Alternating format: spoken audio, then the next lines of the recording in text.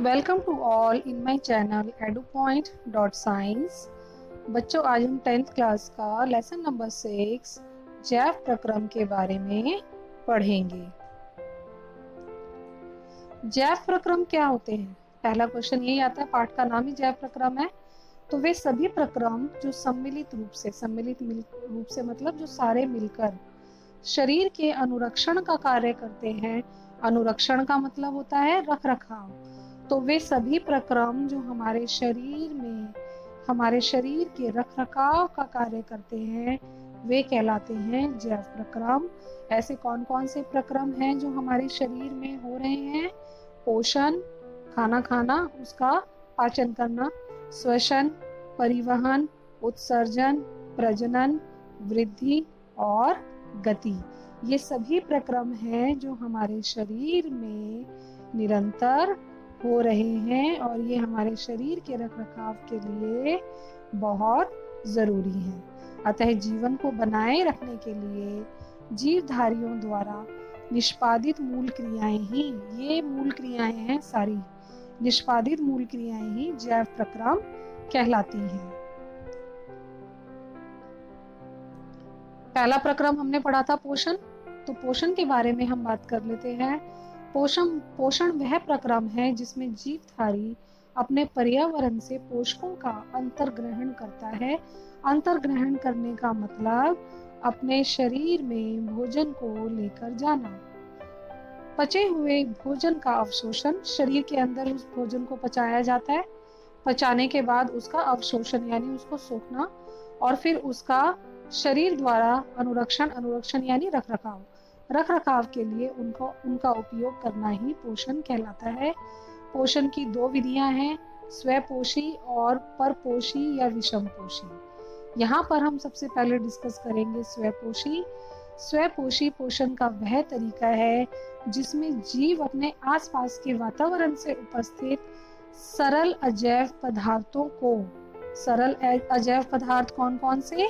जैसे carbon dioxide, पानी और सूर्य का प्रकाश, इनका इस्तेमाल करके भोजन बनाना, अपने लिए भोजन बनाना।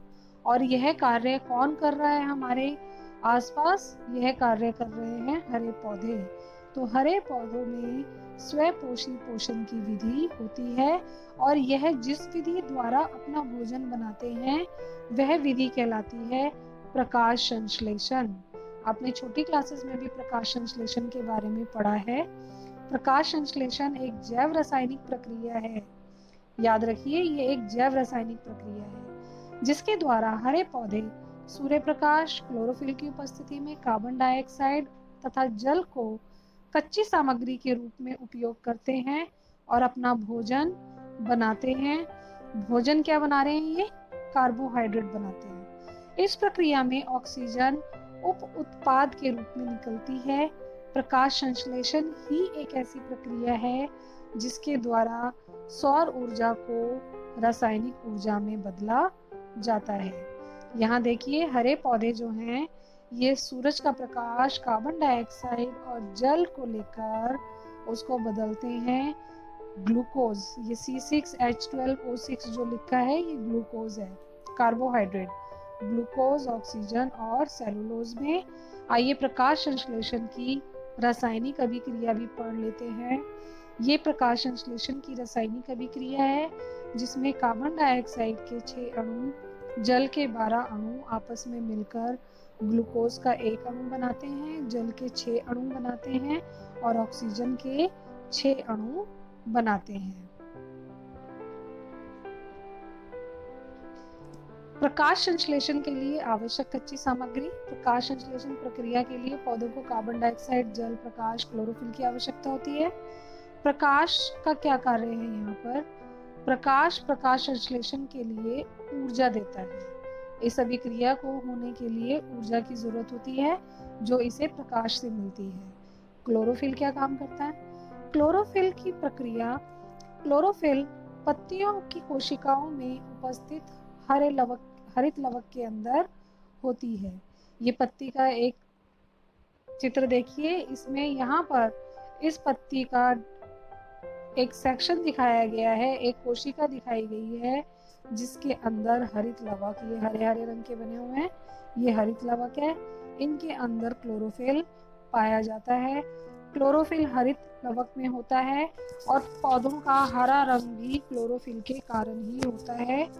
यह प्रकाश को सोख लेता है। सूर्य का प्रकाश, क्लोरोफिल सूर्य प्रकाश को सौर ऊर्जा के रूप में अवशोषित करता है। क्लोरोप्लास्ट में कार्बन डाइऑक्साइड जल मिलकर बहुत से एंजाइमों की सहायता से शर्करा बनाते हैं, जो बाद में स्टार्च में परिवर्तित हो जाती है। शर्करा का मैंने आपको पीछे बताया था, ग्लूकोज C6H12O6। प्रकाश संश्लेषण के दौरान उत्पादित ऑक्सीजन रंध्रों के द्वारा वायुमंडल में विसरित हो जाती है। अगली स्लाइड में हम रंध्र के बारे में पढ़ेंगे। तो प्रकाश संश्लेषण में निम्नलिखित 3 घटनाएं होती हैं। पहला, क्लोरोफिल द्वारा प्रकाश ऊर्जा को अवशोषित करना। दूसरा, प्रकाश ऊर्जा को रासायनिक ऊर्जा में परिवर्तित करना तथा जल अणुओं का हाइड्रोजन और ऑक्सीजन में अपघटन होना। और तीसरा, कार्बन डाइऑक्साइड का कार्बोहाइड्रेट में अपचयन। ये क्वेश्चन मोस्ट इम्पॉर्टेंट क्वेश्चन है। इसमें प्रकाश संश्लेषण के दौरान घटने वाली घटनाएं कौन कौन सी होती हैं, ऐसे आ सकता है। ये प्रकाश संश्लेषण के मुख्य चरण कौन से हैं, ऐसे भी आ सकता है। अब यह जरूरी नहीं कि ये चरण जो है एक के बाद एक दूसरा हो। उदाहरण के लिए मरुद्भिद पौधे, मरुद्भिद मतलब जो मरुस्थल के पौधे होते हैं, वो रात्रि में कार्बन डाइऑक्साइड लेते हैं और एक अंतिम मध्यस्थ बीज का उत्पाद बना लेते हैं और दिन में जिसे क्लोरोफिल ऊर्जा अवशोषित करके अंतिम उत्पाद में बदल देता है। पौधे कार्बन डाइऑक्साइड कैसे प्राप्त करते हैं, इंपॉर्टेंट क्वेश्चन है। रंध्र पौधे की पत्ती की सतह पर सूक्ष्म छिद्र होते हैं। ये छिद्र आपको यहाँ पे दिख रहा है, इसको कहते हैं रंध्र छिद्र। इसको क्या कहते हैं, रंध्र छिद्र। प्रकाश संश्लेषण के लिए गैसों का आदान प्रदान इन्हीं छिद्रों के द्वारा होता है। तो ये पहला कार्य है इन रंध्र छिद्रों का। दूसरा कार्य, इन रंध्रों से पर्याप्त मात्रा में जल की हानि भी होती है। अतः जब प्रकाश संश्लेषण के लिए कार्बन डाइऑक्साइड की आवश्यकता नहीं होती, तब पौधा इन छिद्रों को बंद कर लेता है। छिद्रों का खुलना और बंद होना द्वार कोशिकाओं के द्वारा किया जाता है। इस चित्र में देखिए, ये द्वार कोशिकाएं आपको दिखाई गई हैं। यहाँ पे ये 2 द्वार कोशिकाएं हैं। तो छिद्र जब खुलेगा और बंद होगा, ये इन्हीं द्वार कोशिकाओं के द्वारा होगा। द्वार कोशिकाओं में जब जल अंदर जाता है तो ये फूल जाती हैं। ये फूलेंगी तो ये बीज का रंध्र खुल जाएगा और इसी तरह जब द्वार कोशिकाएं सिकुड़ती हैं तो ये बीज का रंध्र जो है, ये छिद्र बंद हो जाता है। अब विषमपोषी पोषण के बारे में कर लेते हैं। पौधों में प्रकाश संश्लेषण की जो प्रक्रिया थी वह स्वपोषी पोषण की प्रक्रिया थी। अब हम पोषण का दूसरा प्रकार विषमपोषी पोषण के बारे में कर रहे हैं। तो ये ऐसे जीव होते हैं जो अपने भोजन के लिए दूसरे जीवों पर निर्भर करते हैं और इनमें पोषण की जो विधि है वो विषमपोषी कहलाती है। विषमपोषी पोषण विभिन्न प्रकार के होते हैं। पहला, मृतजीवी। मृतजीवी क्या होते हैं, जैसा कि नाम से पता चल रहा है, ये अपने भोजन की, अपने पोषकों की प्राप्ति मृत एवं क्षय हो रहे जैव पदार्थों से करते हैं। मृत या सड़े गले जैव पदार्थों से ये अपना भोजन प्राप्त करते हैं और इसका उदाहरण है कवक। यहाँ चित्र में देखिए, कवक की 2 फोटोग्राफ्स मैंने आपको दिखाई हैं। तो ये मृत पोषी का उदाहरण है। अब है परजीवी पोषण। परजीवी पोषण की वह विधि है जिसमें जीवधारी अन्य सजीव से भोजन पोषण प्राप्त करते हैं एवं उन्हें नुकसान भी पहुंचाते हैं। परजीवी पोषण में जो जीव खाद्य प्राप्त करता है उसको हम कहते हैं परजीवी और जिस जीव से वह भोजन प्राप्त करता है वह कहलाता है पोषी। इसके उदाहरण है अमरबेल, ये अमरबेल का उदाहरण है, प्लाज्मोडियम और गोल कृमि। ये यहाँ पर गोल कृमि आपको देखने को मिल रहा है और ये यहाँ पर आपको प्लाज्मोडियम देखने को मिल रहा है। तीसरी विधि जो है वो है इसमें प्राणी संभोजी पोषण। यह पोषण की वह विधि है जिसमें जीव जटिल जैव पदार्थ का अंतर्ग्रहण पाचन एवं अवशोषण करता है। भोजन को खाना, उसको पचाना और उसको सोखना, उसका अवशोषण करना।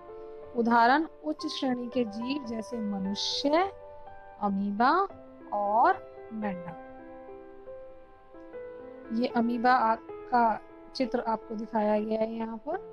ये प्राणी संभोजी का उदाहरण है। मनुष्य यानी कि हम भी प्राणी संभोजी में आते हैं। अब हम कर लेते हैं अमीबा में पोषण। अमीबा में पोषण मोस्ट इम्पॉर्टेंट क्वेश्चन है और ये पेपर में अक्सर आता है। इसका चित्र भी आता है और ये कैसे पोषण की विधि होती है इसके बारे में ये 5 स्टेप्स लिखने के लिए भी आते हैं। तो अमीबा जो है वह प्रोटोजोआ संघ का वह प्राणी है जो जल में पाया जाता है। अमीबा एक कोशिकीय होता है। ये याद रखिए, अमीबा एक कोशिकीय, मनुष्य बहुकोशिकीय है। तो अमीबा एक कोशिकीय होने के कारण पोषण के लिए इसमें पाचन अंग अनुपस्थित होते हैं, क्योंकि ये एक ही कोशिका का बना है, इसलिए इसमें पाचन अंग नहीं होते। अमीबा में पोषण को निम्नलिखित चरणों में समझाया जा सकता है। पहला है अंतर्ग्रहण। अंतर्ग्रहण में अमीबा भोजन के संपर्क में आते ही उसको घेर लेता है।